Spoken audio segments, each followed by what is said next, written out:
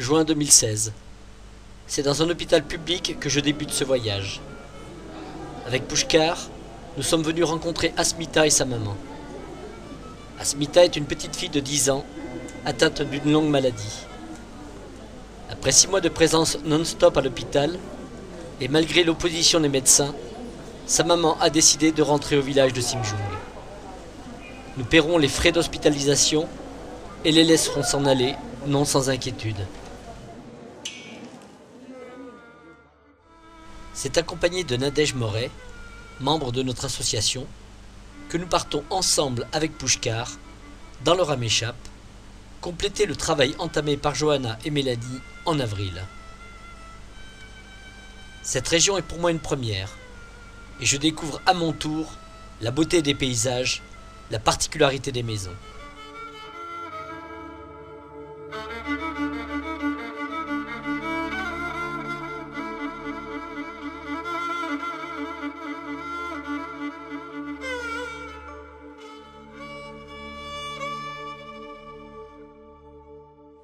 Le village de Niguré est perché sur les 2 versants d'une colline.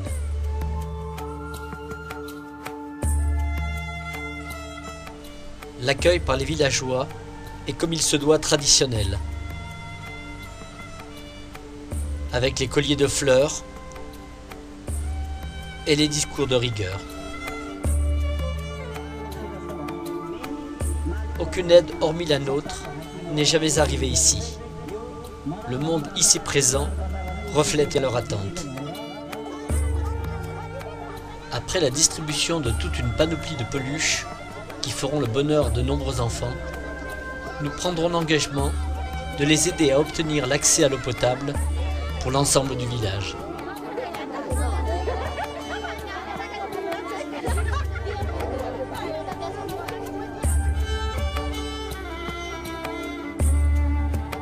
C'est le lendemain que je ferai la connaissance des parents de Pushkar. Ils habitent une petite maison, isolée, et à 1 heure de marche du premier village, de la première maison voisine.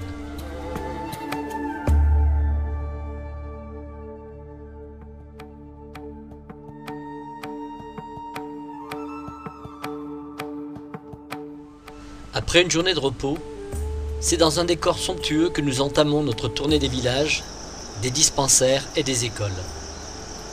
Notre objectif est toujours de lister les besoins des dispensaires en matériel médical que les étudiants en médecine de Grenoble, Namasté 2, viendront livrer en juillet.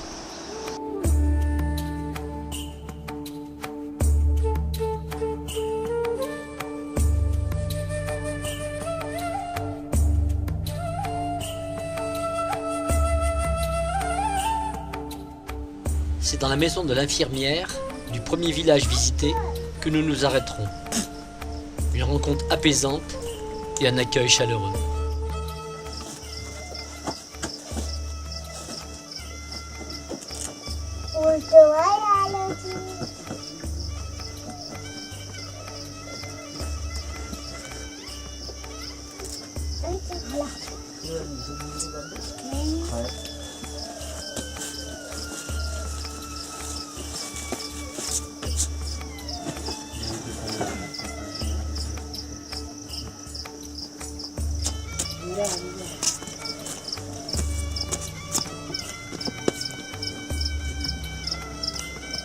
Roti hai deu, roti hai deu. Roti hai deu.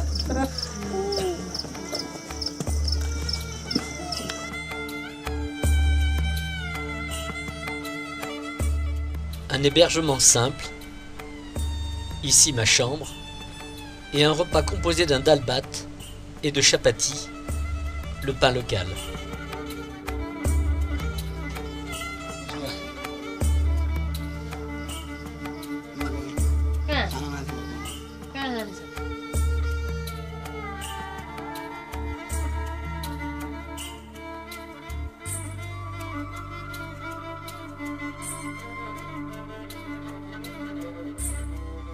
Nous sommes dans une région aux traditions majoritairement bouddhistes.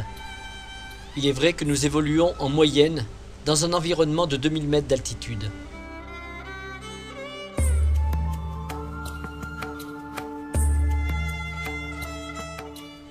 Et Pushkar nous aura gratifié parfois de raccourcis physiquement très engageants, où l'eau parfois sera rare, mais la fatigue bien réelle.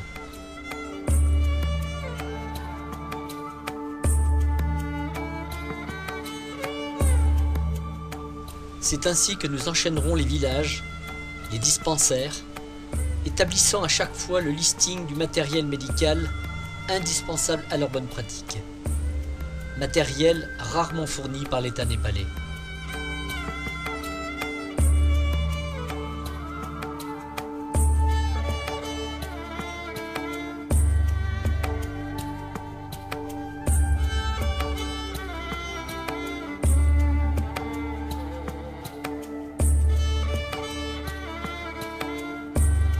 Constatant cette absence actuelle de l'aide du gouvernement népalais auprès des professionnels de santé dans les campagnes, et au vu du peu de consultations, de pathologies graves, d'handicaps physiques qui nous auraient été signalés par les infirmiers locaux, nous en avons déduit que les personnes les plus à même de nous renseigner sont les instituteurs. Nous visiterons systématiquement toutes les écoles rencontrées sur notre passage. Ce sera pour nous la preuve de l'échec actuel du système de santé népalais, tant les cas médicaux seront nombreux lors de ces visites. Des lipomes, des luxations de rotules,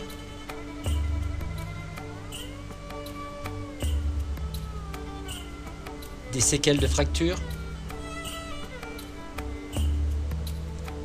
Pour Dipendra, une malformation congénitale de la colonne vertébrale, le méningocèle. Pour Rekha, une incontinence et une malformation. Pour Sangeeta, de l'épilepsie.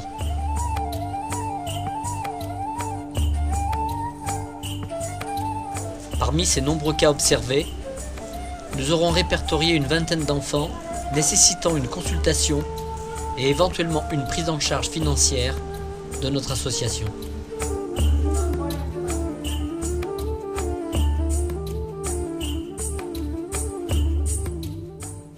Et tout le long de nos visites, de nombreux cas d'isolement médicaux.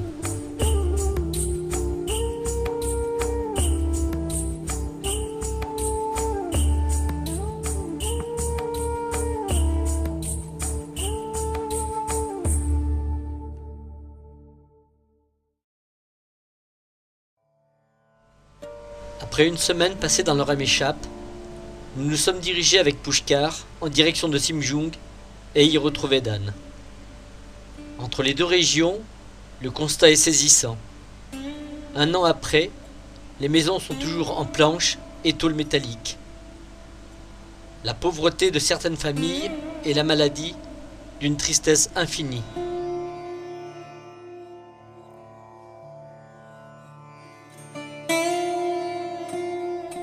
Comme nous l'avions promis à l'hôpital, nous sommes passés voir Asmita et sa maman et leur fournir du matériel de soins plus adéquat pour les pansements de la jeune fille.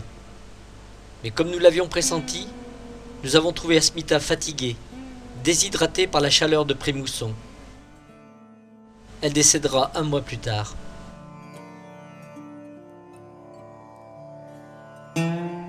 C'est dans l'école du village de Gogompani que je retrouve Dan. Suite au séisme de 2015, c'est une année entière qui s'est déroulée sans bâtiment scolaire. Mais cette catastrophe n'a pas eu raison de la volonté de son jeune président. Et c'est avec l'ensemble des habitants du village qu'une nouvelle école, certes austère et provisoire, a été reconstruite. 4 professeurs et une soixantaine d'enfants ont réintégré les lieux. Avec le financement de notre partenaire, l'école primaire Notre-Dame de Beaune, qui nous accompagne depuis 6 ans, ce sont des tenues scolaires qui ont été achetées. Et ce sont des cartables cette fois-ci que nous leur offrons et ainsi encourager à notre façon un retour sur les chemins de l'école.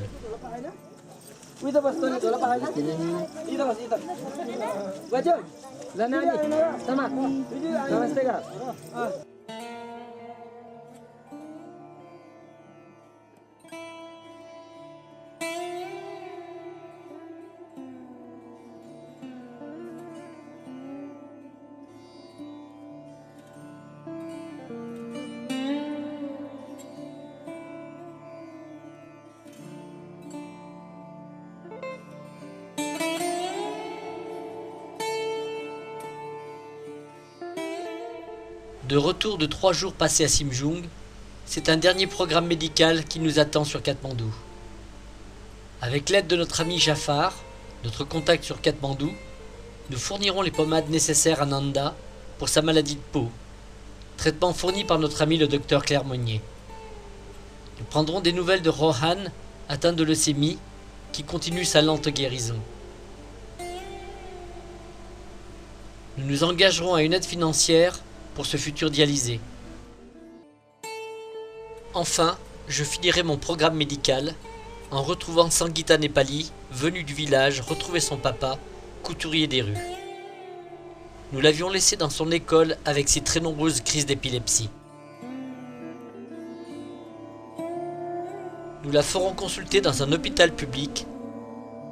Un scanner et un électroencéphalogramme seront réalisés, un traitement médical donné. Elle ne nous aura jamais lâchés, nous tenant très précieusement, son père et moi, dans ses 2 mains.